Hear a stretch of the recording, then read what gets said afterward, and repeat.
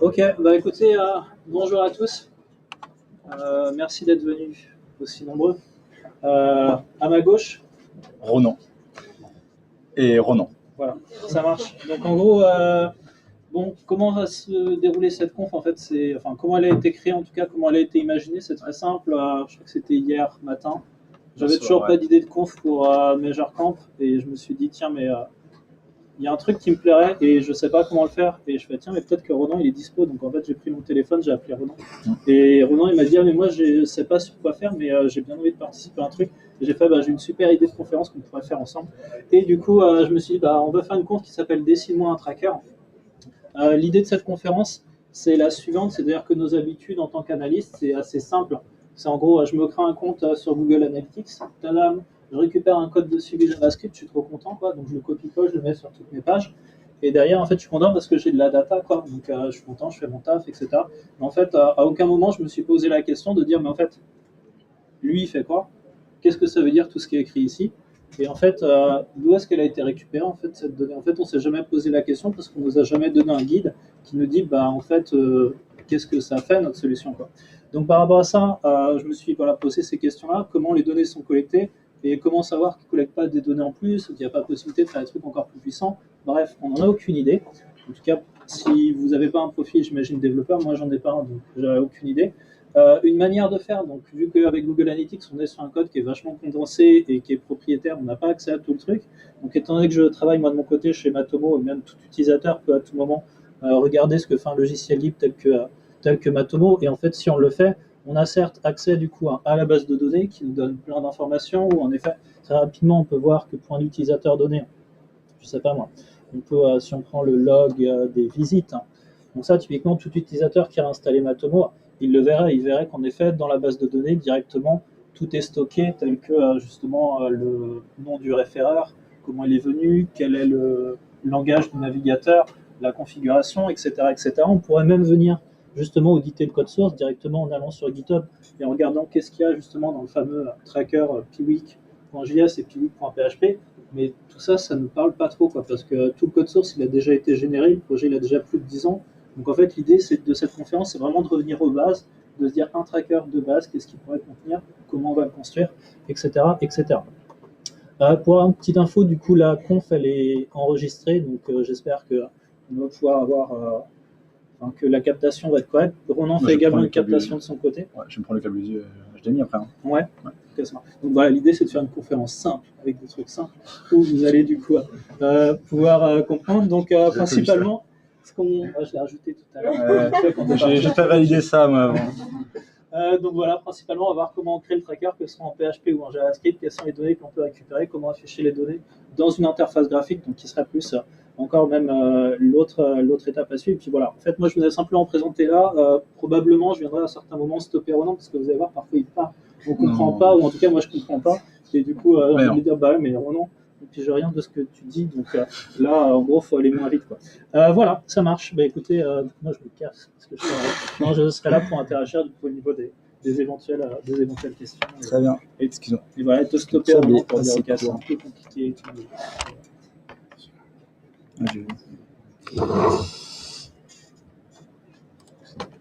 Ok, donc l'idée c'est de partir d'une page de base. Donc là j'ai juste récupéré en fait une 9 barre Bootstrap, mais derrière c'est un site.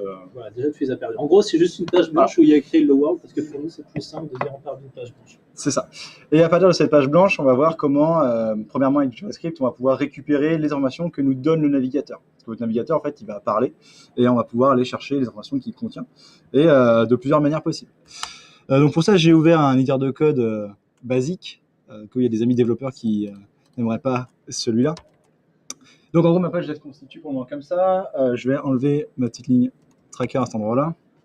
Et donc de cette page-là, je vais à partir d'un script récupérer les informations. Donc j'ai pré-mâché le travail avant, donc ça c'est ce que j'avais écrit hier. Je vais pouvoir en fait récupérer des premières informations. On voit pas. Tac. Ok. En gros, pour le moment, on a simplement une page toute simple avec un H1, et là, du coup, on va pouvoir injecter notre premier script. Ouais.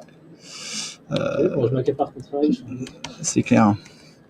Donc, on va pouvoir afficher à chaque fois ce qu'on voit. Donc, du coup, est-ce que tu serais capable, Ronan, de m'expliquer ce qui vient de se passer? Eh ben, tu viens de rajouter justement un petit script qui permet de dire en JavaScript, crée-moi une variable, et justement la variable, je veux qu'elle vienne récupérer la largeur de la fenêtre. Voilà, donc en gros, tout simplement... Mais moi j'ai envie de te poser la question, mais Ronan, où est-ce qu'on a récupéré du coup cette donnée? Attends, j'ai mon fil rouge, moi. Il faut rentrer justement cette JavaScript. Voilà, donc là, on voit rien non plus là-dedans. Donc, ma fenêtre qui est là en responsif fait 841 pixels de large. J'ai juste récupéré avec une petite ligne. Cette petite ligne, comme Ronan n'a pas compris, j'ai récupéré à partir en fait de l'élément window, en fait, qui est un élément JavaScript qui va contenir plein d'informations. Donc maintenant, ce qu'on va faire, c'est qu'au lieu de récupérer directement la largeur, on va juste regarder ce qu'il y a dans cet élément-là. Donc le console.log permet d'afficher dans la petite console qui est sur le côté de mon navigateur l'élément que je lui demande. Donc là, je vais dire, tu m'affiches l'élément window. Donc, je regarde, et ici, il m'a dit, ah, très bien, j'ai trouvé l'élément window, et dedans, il y a plein de trucs. Tellement de trucs que ça a mis du temps à charger. Donc, en gros, il y a énormément d'informations, et ça, c'est tout ce que votre navigateur, enfin, ouais, c'est pas le navigateur en réalité, c'est l'écran affiché contient. Donc, dedans, il y a beaucoup d'informations, notamment, donc, comme je vous ai dit, les tailles, les dimensions d'écran. Il va y avoir les informations au niveau du user agent, donc c'est cette petite phrase de caractère qu'on peut récupérer qui contient les numéros de version du navigateur, le moteur HTML pour régénérer le contenu, et toutes ces petites informations techniques en fait qui permettent de savoir à peu près qui est en train de vous regarder, et après je vais rentrer dans les détails trop techniques, donc je vais m'arrêter là. Mais ça sert après pour mettre les gens dans des cases et se souvenir que c'est bien cette personne-là et pas une autre qui est venue avant. Mais des éléments comme celui-là qui sont un peu génériques comme Windows, il y en a d'autres. Il y a vraiment Navigator, donc là qui va récupérer plus d'informations au niveau du navigateur du coup. Donc là, mon navigateur justement, j'ai récupéré. Là, alors, ça va être très bizarre. Vous allez voir, il va dire Mozilla Netscape. On est bien sur Chrome. C'est juste que c'est des moteurs qui sont, récupérés d'autres versions. Et il y a des moteurs. Je vais pas attendre des trucs techniques. Mais les navigateurs sont basés sur des moteurs. Savoir, c'est comment on récupère du coup les noms de ces variables, etc. Avec des points. Donc en gros, donc on a un catalogue d'informations récupérées. Donc on est voilà sur Motor Gecko, Windows 32 avec des versions. Le vendeur du truc, c'est enfin le vendeur, c'est pas un vendeur, mais bon voilà, c'est pas du tout un vendeur. Et en gros, pour accéder à ces variables, je mets un point et je tape le nom et ça va me récupérer cette information-là. Je vais pouvoir le faire plein de fois d'affilée, comme je l'ai fait à cet endroit-là. Donc ici, on va pas regarder en bas pour le moment. Ici, du coup, j'ai récupéré ma largeur d'écran en allant chercher au niveau de la fenêtre la largeur intérieure de ma fenêtre. Puis pareil pour la hauteur, mon user agent, du coup on a vu ce que c'était, le référeur, le titre de la page, l'URL, le temps. Et donc après j'ai récupéré donc, le temps de la date d'aujourd'hui et now le temps qui est un peu plus expliqué avec le fuseau horaire on va dire. Et le page speed. Pour calculer le page speed, en gros ce que j'ai fait c'est que j'ai fait en sorte que ma première ligne d'HTML c'est mon doctype. Après j'ai ma balise HTML, ma balise head. Et juste après ma balise head, j'ai déclenché une balise script qui va en gros enregistrer une variable avec le timestamp Unix. Donc en gros le temps en secondes depuis le 1er janvier 70, c'est ça. Et du coup ça s'incrémente en permanence. Et à la fin de ma page, du coup il s'est passé du temps. Et je vais le diviser. Donc en fait je vais regarder la date de maintenant, moins le temps que j'ai récupéré au démarrage de ma page. Et si j'affiche du coup ma variable PageSpeed, alors du coup il faut que je récupère ça. Donc à cet endroit-là, je récupère mon PageSpeed et je vais l'afficher. Donc en gros, j'ai démarré mon temps au début de la page, j'attends que ma page se termine, donc là on est quasiment à la fin de la page. En réalité, pour avoir le vrai PageSpeed, il faut que je le mette à la fin de mon élément footer, mais on y est quasiment. Et quand je regarde et que j'affiche ici, il va me dire, alors là il rame parce qu'il y a plein de trucs, voilà, il me dit il a chargé en 2049 ms, c'est des millisecondes. En gros, j'ai fait un calcul tout bête avec un moins, quoi. Donc toutes ces informations-là, on peut les récupérer depuis donc, les éléments Windows, Navigator, Document, et créer nous-mêmes des petites valeurs qu'on va chercher comme on le souhaite. On peut également récupérer des valeurs qui sont affichées sur la page. Par exemple, si on veut le pseudo de la personne, parce que nous, dans notre base de données, on veut stocker des informations complémentaires, c'est totalement possible de créer des variables et de récupérer des variables qui sont spécifiques au site, en fait. Tous ces éléments-là, pour faire très très simple, je n'ai pas créé d'objet ou quoi que ce soit, j'ai fait un objet vide. Je crée un élément de tracker, en gros une grande boîte, dans laquelle je les ai quand même rangés. J'ai rangé les informations du navigateur dans une sous-boîte navigateur. Puis pareil pour les éléments qui sont du document et les éléments de la session. Donc au final, ce tracker-là, si je veux l'afficher, donc je vais changer de page directement. Je fais ça là. Voilà, donc c'est cet élément-là. Et quand je l'ouvre, j'ai bien mes éléments de document, mes éléments de navigateur et mes éléments de session. Et donc là, je récupère des informations très très basiques. Hein. Référent, il a rien mis d'ailleurs, mais bon, je suis sur la page donc /admin, enfin, je l'ai appelé admin. L'URL, c'est ça. Vitesse de chargement, 1126 ms. Hauteur, largeur, le user agent et 2 informations. Et en fait, avant de préparer cette conf-là, ce que je suis allé faire, c'est que je suis allé sur Google Analytics, j'ai regardé un peu tous les tableaux, tous les graphes qui sont générés. Et en fait, quand on cherche, il n'y a pas non plus une variété de données incroyable. Ce sont des données qui sont croisées de plein de manières différentes, mais de base, il n'y a pas une quantité de données récupérées. Il y a vraiment des temps de chargement, des URL, des référents, bon, des mots-clés, mais ça, moi, je ne peux pas les récupérer comme ça. Mais en réalité, il n'y a pas énormément de choses. Donc l'idée, c'est de voir justement comment est-ce qu'ils faisaient pour le récupérer, que c'est pas de la magie noire, c'est-à-dire qu'ils sont pas là à vous traquer, à mettre des trucs qui bipent dans tous les heures. Non, en fait, ils récupèrent juste ce que votre navigateur dit, parce que votre navigateur est quand même assez bavard. Donc là, c'est dans le cadre du coup du JavaScript. Ronan, quel est le site de référence que tu regardes pour savoir comment les s'appellent ? Il y en a plusieurs. Moi, j'utilise MDN, c'est Mozilla Developer Network, mais c'est plus orienté pour un public de développeurs. Donc voilà, c'est des ressources pour les développeurs par les développeurs. Est-ce que tu peux nous donner un exemple, juste une variable ? Ah, ouais. Je sais pas, moi, get window 8 par exemple en JS. Et il y a Stack Overflow qui sort parce qu'ils ont passé un gentil partenariat avec Google et que c'est très bien aussi Stack Overflow. Et il doit sûrement y avoir un lien MDN quelque part ici. Et du coup, on arrive sur MDN, et on arrive sur la fonction window.inner8. Ça nous explique, variable pointeur, ça nous donne ça. Du coup, on ne connaît pas tout par cœur, mais qu'il y a des sites qui justement référencent l'ensemble des variables qui permettent après de pouvoir jouer avec. Parce qu'il n'y a pas besoin d'être développeur chevronné pour récupérer ces informations-là en fait. Donc voilà pour la partie très rapide sur comment est-ce que votre Google Analytics récupère des données autour de notre navigateur. Après, il y a les trackers plus vicieux qui sont les trackers PHP qui, eux, en fait, sont pas réellement visibles parce qu'ils s'exécutent du côté de votre serveur et que vous n'avez pas accès, côté serveur du site que vous consultez. Et en fait, c'est vrai qu'il y a cette préconnexion, on va dire, à une base de données à chaque chargement de la page. En gros, quand vous faites une demande d'URL à un serveur, il va tout préparer, il va mettre les images, le HTML, la base de données, il va vous envoyer une version en fait, du site. Mais vous pouvez faire qu'en même temps qu'il prépare la page, il enregistre vos informations. Parce que quand vous allez faire une demande à votre serveur, en gros, vous allez laisser des traces qui sont habituellement stockées dans les logs, petits fichiers qui notent tout ce qui se passe sur le serveur. Et ces informations-là, on peut les récupérer et les mettre en fait justement dans la base de données. Du coup, sur la pause du midi avec Ronan, on a fait un petit TP. Qui s'appelle du coup MeasureCamp ici. En fait, donc j'ai une table user, mais on s'en moque. Et donc j'ai créé juste une petite base de données data dans laquelle je vais voir comment est-ce que je peux stocker dans une base de données le user agent de chaque personne. Donc le user agent, c'est justement cette information qui contient toutes les données navigateur de la personne et l'URL de la page consultée en gros. Donc pour ça, j'ai créé dans un petit dossier PHP un fichier tracker. Hop, je vais cacher ça pour le moment. Et donc, en gros, pour récupérer user agent, il existe en PHP, donc là on a changé de langage, une variable globale qui est là quoi qu'il arrive dans tous les sites. Cette globale, c'est la globale serveur, et dedans on peut lui passer un paramètre. En gros, on va lui donner une clé, et elle va nous sortir la valeur de cette variable-là. Donc là, je lui dis, serveur, donne-moi la valeur de HTTP user agent. Donc ça, je l'ai trouvé pareil sur la doc MDN de PHP. Vous pouvez les apprendre par cœur, hein, c'est pas passionnant. Donc on récupère le user agent, je le stocke dans une variable, et je vais faire pareil pour l'URL. Je vais dire que l'URL, c'est, donc je vais stocker dans la ligne, d'ailleurs c'est une double variable parce que c'est un truc que j'ai complètement piqué sur internet. Donc ça sert à rien. Voilà, ça fait exactement la même chose. Et donc je vais dire, c'est HTTP, moi j'ai mis statique parce que je suis en localhost. L'hôte, en gros, du serveur, donc ça va être le nom de domaine. Et puis l'URI, donc la fin de l'URL, à partir de la fin du domaine. Donc ça va me créer une URL complète. Ensuite, cette URL complète, et je sais qu'il y a des étudiants dans cette salle qui m'ont eu en PHP la semaine dernière et qui vont reconnaître un morceau du TP, on va se connecter à la base de données. Donc en fait, moi j'ai créé un petit fichier database, donc db.php, qui est ici. Je fais une connexion PDO classique, mes mots de passe sont libres, c'est localhost. Donc en gros, là je me connecte, je mets les paramètres de connexion base de données, utilisateur, le mot de passe, il n'y a pas de mot de passe que je suis en local et que je n'ai pas configuré. J'essaye de me connecter à ma connexion PDO, donc je me connecte, si ça ne marche pas, ça m'affiche l'erreur. Par chance, ça marche. Donc, je me connecte bien à ma base de données. Donc, juste avec cette petite ligne-là, je suis déjà connecté. Et après, je vais faire une requête en SQL préparée. Là, c'est des techniques de développement. Voilà.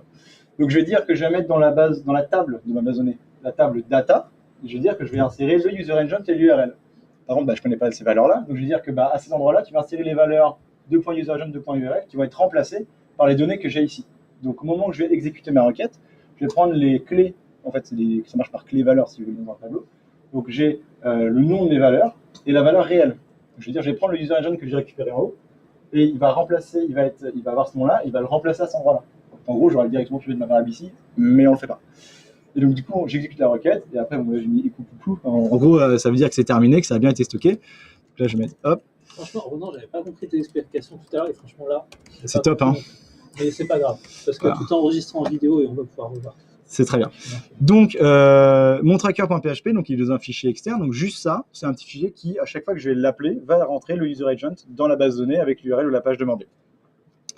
Ce qu'il faut faire, c'est l'inclure à chaque page. Bon, alors là, en réalité, on l'inclut une fois et il s'inclut en permanence. Mais là, pour le TP, on va voir ça comme ça. En gros, on retourne sur la page qu'on avait créée, voilà. Page qui était tout à l'heure. La page où il y avait Hello World. Notre tracker.js. Et là, du coup, je vais enlever. Voilà. Donc, j'insère dans PHP mon petit fichier de tracking. Et donc là, je suis sur ma page /admin. Je vais sur la page d'accueil. Donc, j'ai plus besoin de ma console. Donc, il m'affiche bien down parce que je lui ai dit une fois que tu as inséré les données dans la base de données, tu m'affiches down. Et si je vais voir du coup dans ma base de données qui était vide et que j'actualise, il m'a bien récupéré du coup mon user agent, donc Mozilla 5, Windows NT 10, Windows 64 bits, Apple WebKit, et l'URL de la page demandée. Donc c'est bien localhost /index.php. Si maintenant je vais aller dans la page /admin, où j'étais tout à l'heure, hop, donc il est bien allé. Si je regarde dans ma base de données, il n'a rien stocké parce que je ne l'ai pas inclus dans ma page admin. C'est pour ça. Mais si je le prends et que je l'inclus dans mon fichier admin.php et que ça, on s'en fout globalement, hop, que je l'inclus ici et que je réactualise ma page admin, je retourne sur ma base de données, j'ai bien une deuxième ligne avec marqué toujours le même user agent parce que ça, c'est pas quelque chose qui va changer au fur et à mesure de votre navigation. Mais j'ai bien changé de page ici. Je suis passé, bon, du coup, il est au-dessus. Je suis passé sur admin. Donc j'ai bien changé d'URL. Bon, là, on a vu quelque chose de très simple. J'ai récupéré une variable statique et je l'ai stocké en base. Et j'ai stocké l'URL avec pour voir qu'il y avait bien un changement de page et que c'était pas toujours la même information. Mais vous doutez bien qu'ici, je peux rajouter autant de colonnes que je veux. Si je veux récupérer mon IP au niveau du RGPD, c'est pas top, mais on peut récupérer ça. Chose que je peux pas récupérer en PHP, c'est ce qu'on a vu tout à l'heure, c'est par exemple la taille de l'écran. Puisqu'en fait, comme le PHP se passe côté serveur, il peut pas connaître votre taille d'écran à vous. En réalité, il y a quand même des techniques pour le faire. C'est-à-dire que vous pouvez, à chaque fois que vous demandez votre page, en JavaScript, passer dans un champ ou passer dans l'URL des paramètres qui vont permettre au serveur de les récupérer et de les installer. En réalité, juste pour garder une taille d'écran, c'est peu utile quand même. Et du coup, pour voir plus en détail, de la même manière où on a regardé ce qu'il y avait dans la Global Navigator, Windows et Document, en PHP, si on veut savoir tout ce qu'on pourrait récupérer. Une partie de ce qu'on pourrait récupérer, ouais. Hop, je vais commenter ça. On peut afficher donc avec un var dump tout ce qui se passe dans serveur. Hop, je crois que c'est comme ça, il n'y a pas de U. Tout ce qui se passe dans serveur. Et du coup, si je vais directement sur ma page d'accueil, hop, ça c'est des informations qui sont contenues justement dans serveur. Donc moi, ce que j'ai fait en appelant serveur et ensuite en mettant mes crochets et un nom, c'est que j'ai juste demandé de me sortir le user agent. En fait, j'aurais pu demander de me sortir tout ça comme information. J'aurais pu sortir beaucoup plus d'informations. C'est un peu moins intéressant qu'en JavaScript, parce qu'en fait, en réalité, il faut beaucoup plus travailler, on va dire, l'acquisition des données pour ensuite les agréger et les stocker. Alors qu'en JavaScript, on a juste à dire, tu me prends ça et il le ramène. En PHP, c'est un poil plus complexe. Mais en gros, voilà, on peut récupérer quand même plus d'informations. Il y a un truc que j'ai découvert, que j'ai testé tout à l'heure et je ne vous ai pas montré, et je suis passé un peu vite sur la partie PHP. C'était quelque chose qui, à partir de votre IP, en fait, appelle un serveur distant qui va dire « Hey, qu'est-ce que tu connais à propos de cette adresse IP-là » Et en fait, il va retourner un pack avec des informations sur l'IP que je lui ai envoyé. J'ai vu ça, du coup, au niveau de ma partie admin. Donc, je vais terminer ça. C'est bon. Donc là, c'était juste des tests. Je vais mettre ça. Donc, c'est l'API qui s'appelle GeoBytes. Voilà, c'est pas quelque chose de récent, mais je m'en étais jamais servi avant. Je vais sur la page du coup où il est, et en fait ici, donc il va faire un appel. Il l'a pas fait. Pourquoi il l'a pas fait? Je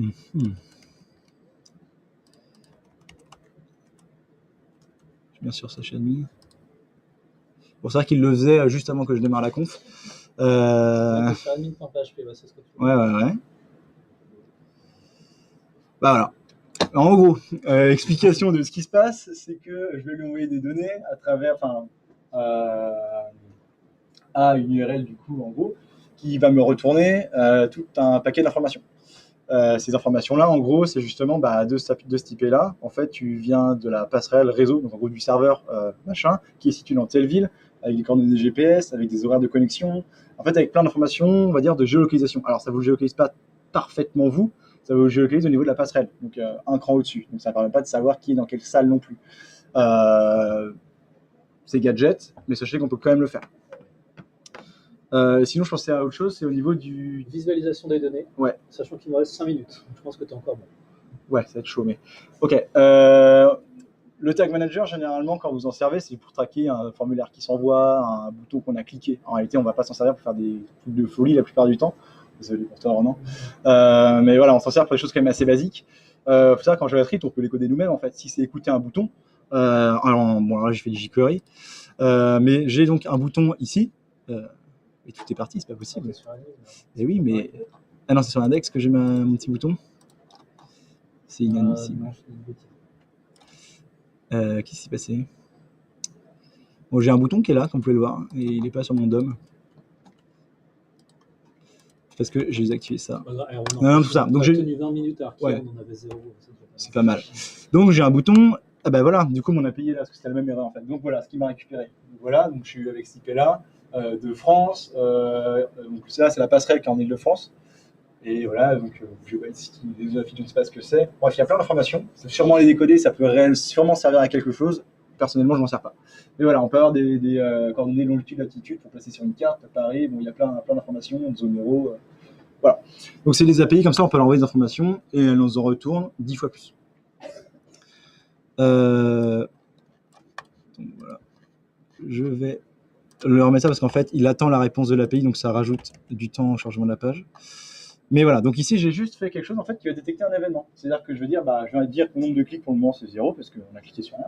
Et je vais dire si quelqu'un clique sur mon bouton, donc là j'ai mis un ID en CSS, donc avec un dièse, et s'il y a un clic, je déclenche une fonction. Là j'ai fait un truc de base, c'est que j'ai dit le bouton finalement il fait rien.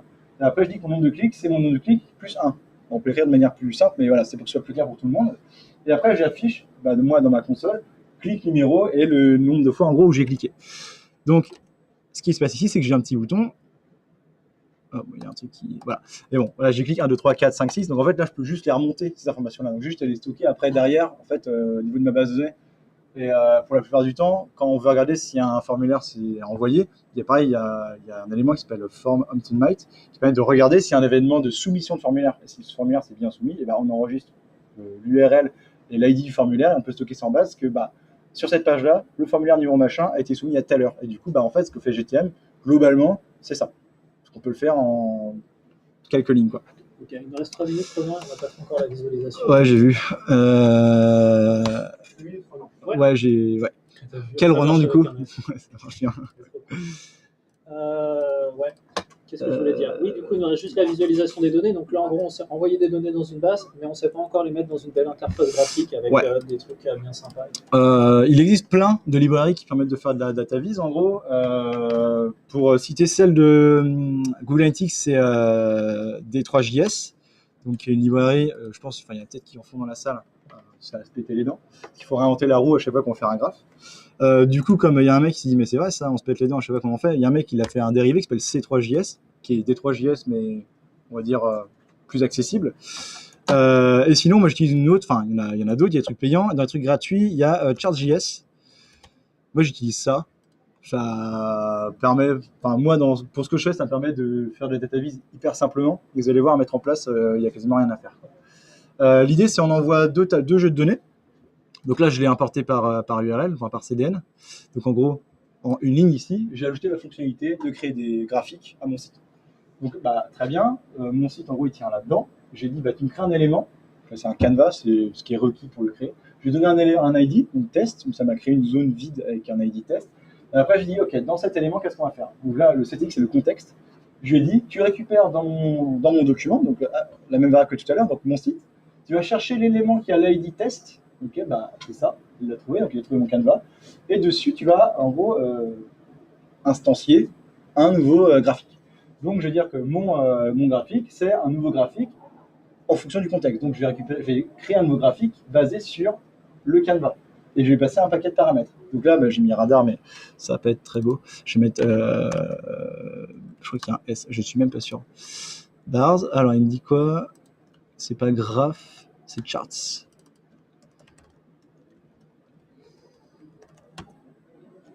Voilà, et du coup, il n'y a pas de S à bars. Eh ben, ça marche pas. Ça marchait avant que j'arrive.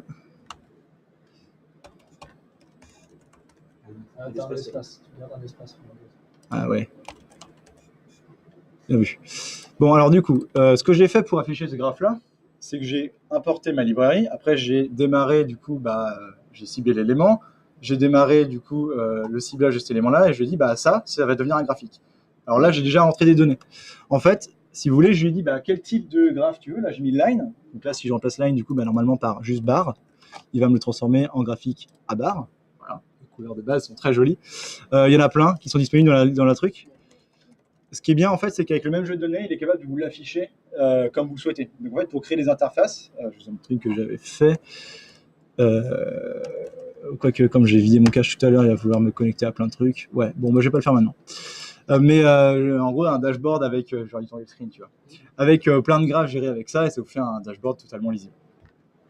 Comment ça fonctionne du coup? Donc, j'ai des tableaux de données. Donc en fait ici, ça va être en gros mon échelle. Donc là, j'ai dit que c'était à partir des mois. Donc j'ai listé les mois. Évidemment, on peut le faire beaucoup plus simplement avec les variables date, par exemple. On dit pour chaque date, à partir du jour d'aujourd'hui, liste-moi les 12 derniers mois. Du coup, ça peut aller de novembre à novembre dernier, par exemple. Ce sera dynamique, c'est-à-dire que l'affichage va changer en fonction de la date à laquelle vous consultez votre graphique. Et au niveau du dataset, du coup, c'est les valeurs qui vont générer justement ces informations-là. Donc le label, là, je dis que c'est des données en 2018, et puis j'ai rentré des données à la main. Évidemment, là, l'idée, c'est de récupérer les données de votre base de données, et de les grouper par mois, par exemple. Donc vous faites un group by date month pour votre base de données. Donc ça va vous prendre toutes vos données de votre base. Ça va faire des petits paquets par mois, et après vous avez juste à dérouler chaque mois, et en fait, à afficher les données comme ça. Donc là, j'ai dit, pour le premier mois, il y en a 5, 7, 4. C'est des données totalement brutes pour le moment. Si vous voulez, en PHP, si je veux savoir combien d'utilisateurs sont arrivés ce mois-ci, en novembre, je vais prendre les utilisateurs de ma base de données de novembre, je vais mettre count, donc je vais compter le nombre d'utilisateurs en novembre, et ça va me dire, je tombe à 12, et du coup, ça va me faire 12 utilisateurs en novembre. Ok, est-ce que tu as un dernier petit truc à montrer, Ronan? Non, je pense que c'est bon. On le fait dans les temps. C'est déjà pas mal. Ronan, hello. Merci. C'est très bien. Respect parce qu'on n'avait rien dit hier. Du coup, merci beaucoup Ronan, merci beaucoup à vous d'avoir choisi du coup cette conf. C'est enregistré. Il faut que je le ferme aussi moi. Donc je vais essayer de l'uploader. Petit tuto screencast que ce matin Ronan a fait une conf sur comment filmer son écran sur Linux. Sur Windows, il y a un truc très simple, c'est on peut un peu tricher, c'est qu'on fait croire à l'ordi que Chrome est un jeu, et du coup il démarre la game bar en fait, la barre de jeu, et je peux streamer, je peux enregistrer.